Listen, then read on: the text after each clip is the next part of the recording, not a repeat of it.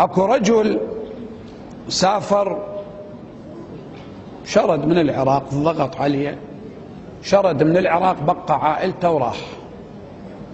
تاجر مال جملة،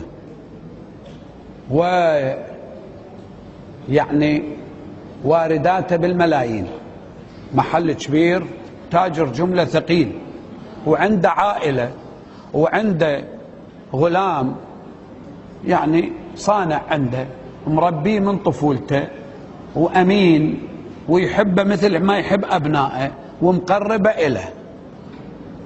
قال له بابا أنا راح يحكم علي بالإعدام. اسمع بابا، سمع انت هنا،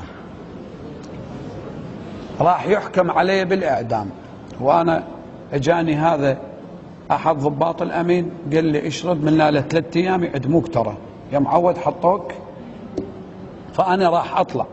بابا هذا المحل كله إلك، من عندي هبة خالصة لوجهك، بس بابا عائلتي تعرف صيح لها عمتي وأولادي ذولا أطفال خطية، لا تخليهم، دير بالك ودي لهم مصرف. بابا انت اخذ ربع وتطيهم ايش قد؟ 3/4. انت كنت تعطيك انا يوميه، ما اريدك تاخذ يوميتك، اخذ ربع من الوارد وانت تعطيهم 3/4. وهذا منصف الرجل. قال له ما يخالف استاذي، شن قضيه؟ انت ابوي ومربيني وكذا وكذا، جاي لم غراضه. قال له وليدي اوصيك بعائلتي، انت اخذ نص لك ونص تطيع المن، طيل عائلتي. قال له استاذي شن قضيه؟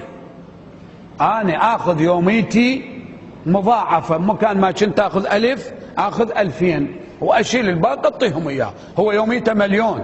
قال له لا، انا اهبك نص من المحل وراح اسويه باسمك المحل حتى ما يصادروا، بس نص لعائلتي حتى تعيش. الرجل مقصر؟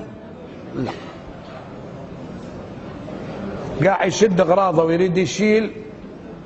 قال له بابا وليدي اوصيك بعائلتي، 3/4 الك وربع طيل عائلتي، اوصيك بهم، لان ذولا خطيه والملك ملكي، وانا عشت بيه سنين عمري، وابوك انا ما مقصر وياه، وعائلتك ما مقصر وياها، وانتم عايشين في خيرات الله وخيراتي، انا مقصر وياك وليدي. قال له لا، انت ابوي.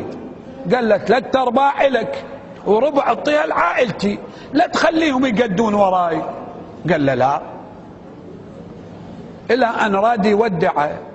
قال له وليدي اوصيك بعائلتي، 4 أخماس الك و5 تعطيهم لعائلتي يعيشون به.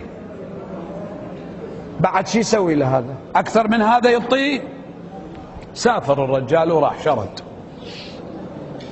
شرد ما يقدر يدخل بالعراق. اجاش وقت ورا السقوط، ايش سوى؟ لقى مرته مطرودة من البيت وقاعدة ببيت من هذا التجاوز. بناته هاي وحدة تشتغل بمعمل، ليش تشتغل بكذا، بنات عزدني. اجى للمحل ماله، شافه سوبر ماركت 5 طوابق مسويه، وهذا قاعد. عمي أنا قلت لك 4 أخماس، 5 تطيل عائلتي، ليش موتتهم من الجوع؟ تلقيتها مرته قالت لها شوف أنا أشتغل، عيوني راحن، أخيط كذا، يلا ربيت هاي العائلة زين من عندنا، فلان الطانة قدينا اشتغلنا كذا. هذا شنو من بشر؟ وين تحطوا هذا الولد؟ مو حكي، وين تحطه؟ بيا مكان. واحد يقوم يقول لي سميه بالتسمية اللي تعجبك انت. شو تسميه؟ خنزير، ذيب، شنو ناكر؟ ناكر شنو؟ ناكر انا نكرك ما درستك. ناكر شنو؟ قريد شويه وياه ما يسويها، مو تمام؟ ايش تحكمون عليه؟ كل من يحكم بنفسه. هيك انسان شو تسوي له؟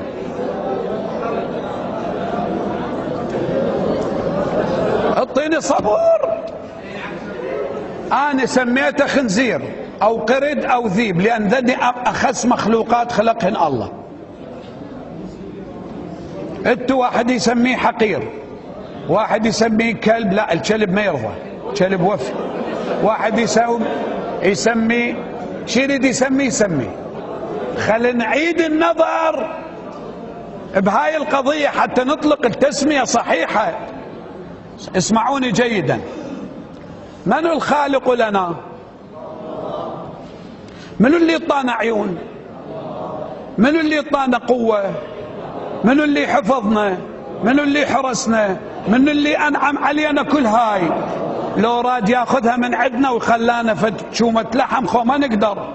شطانا رزقنا منه الله، مو تمام؟ قال يا جماعة 4 أخماس إلكم وخمس الطول عائلتي الفقيرة. احنا سوينا. وصلت الرسالة؟ قال يا جماعة ولكم 4 أخماس إلكم، انتوا تشتغلون عندي، انا اعطيتكم كل شيء، قلت لكم خمس الطول عائلتي، انتوا اكلتوا وخليتوا عائلته ميتة من الجوع. من الخنازير؟ من القرود؟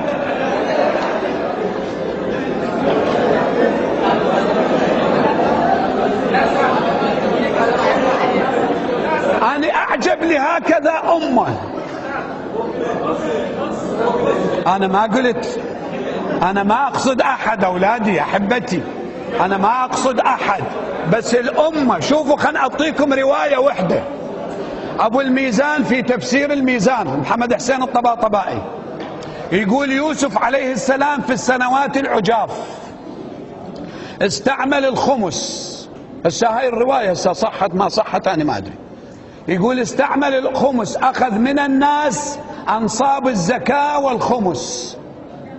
7 سنوات خير، أخذ الخمس والزكاة. الزكاة بال40 واحد، صار الخمس يقول هواية واحد 2.5%. أخذ من عندهم الخمس والزكاة، كفت الأمة وما يحيط بها 7 سنوات عجاف.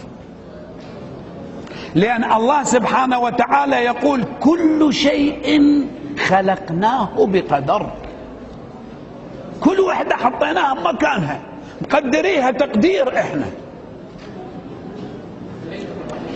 اول ما اجيت دعيت اولادي كلهم، افتريت على الشعب اريد اشوف مدى العطاء فيهم.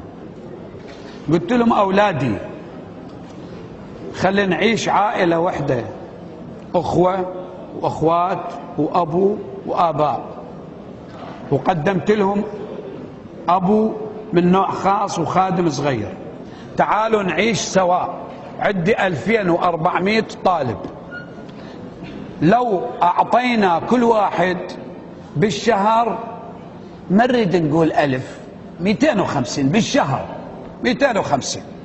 خول باكيت الجزائر ب1000، لو اعطينا 250 تنجمع عندي على الأقل 600,000 دينار. 600,000 دينار أستطيع أن أدعم طالب أو طالبة ما عنده قسط؟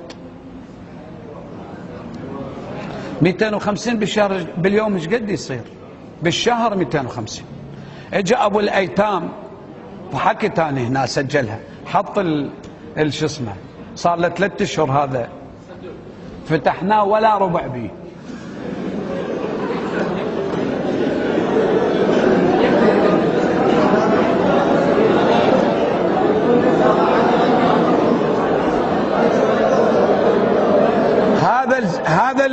هذا يدعيني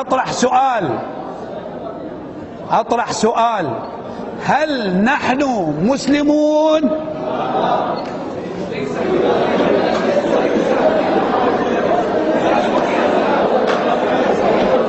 أستميحكم العذر، وآخر دعوانا أن الحمد لله رب العالمين.